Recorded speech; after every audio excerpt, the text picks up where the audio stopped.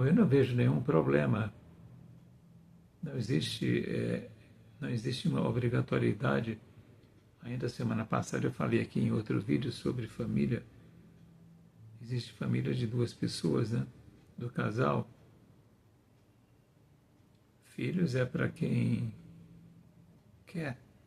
De alguma maneira eu considero um filho. Eu considero, né? Não significa que deva haver concordância de quem quer que seja. Eu considero que um filho é a celebração de uma família. Um filho é uma celebração de uma família. Porque o filho nos leva a tantos caminhos de crescimento. Um filho nos leva a tantos momentos de evolução.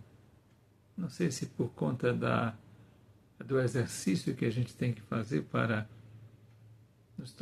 nos tornarmos mais humildes na vida.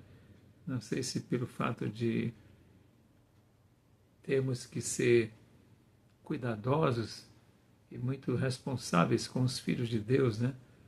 Uma coisa é certa. Existem dois tempos da vida de um casal ou de uma família, antes e depois dos filhos, né? Porque os filhos nos trazem uma sensação de alegria, de leveza, e nos trazem também uma sensação de responsabilidade inimaginável. Existe uma frase que diz assim: filhos, não tê-los e não perdê-los. É uma frase muito antiga, né, dos antigos, e é pura verdade. Nós encontramos no Espiritismo, na doutrina espírita, uma vasta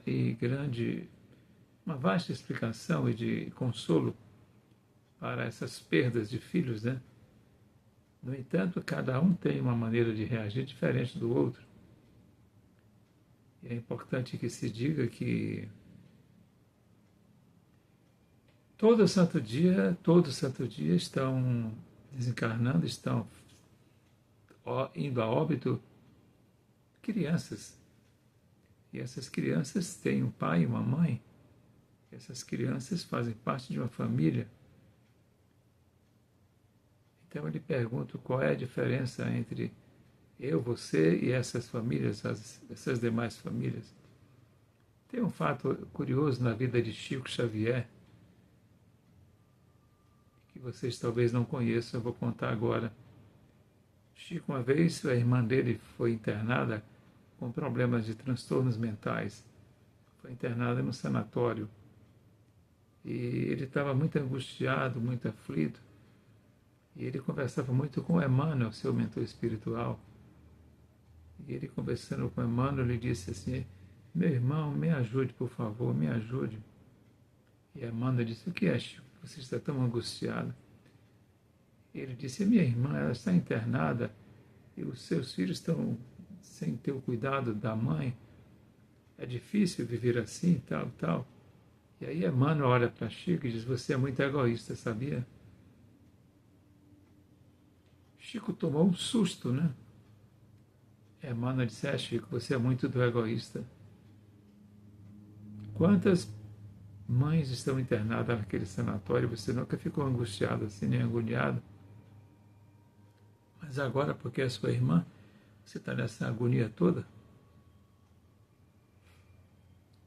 Chico disse que parou de respirar assim por um momento. Não, meu irmão, porque... Não. É egoísmo, sim. Tenha paciência. Quando ela melhorar, ela vai voltar para casa. Ela vai cuidar dos filhos dela. Tenha paciência. E reveja a sua maneira de pensar, Chico. Então, Chico, para nós, é um exemplo de humildade, é um exemplo de tudo que há de bom, de doce, de afável, né?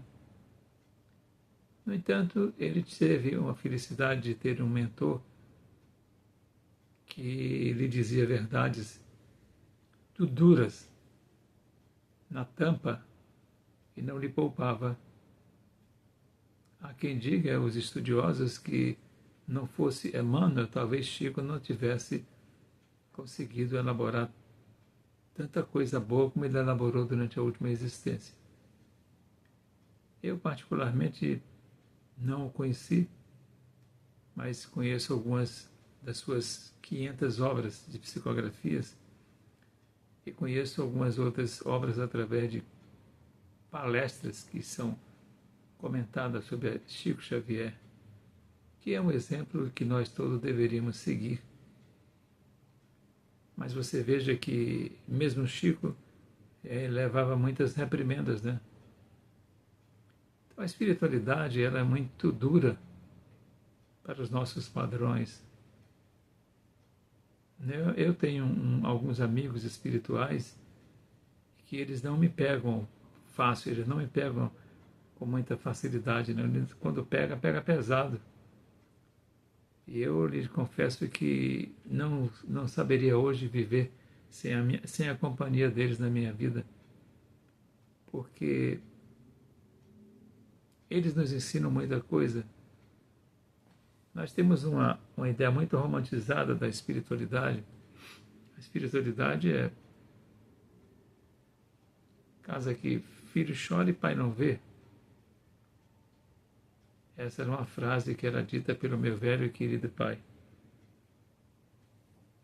E eu digo aqui da espiritualidade, né? No mais além. Porque aqui a gente ainda pode ir para buscar pai e mãe. Lá em cima, não. Porque as coisas tomam uma outra proporção. As coisas são tratadas de maneira sim, sim, não, não. Pelo menos nas Pleiades, nas moradas em que tem o Cristo como seu grande guia e redentor. Pensa em tudo isso que eu falei um pouquinho para a gente caminhar juntos. Namastê, namastê. O Deus que habita em mim cumprimenta o Deus que habita em você. Jesus esteja em tua maneira de viver a tua vida. Muita paz.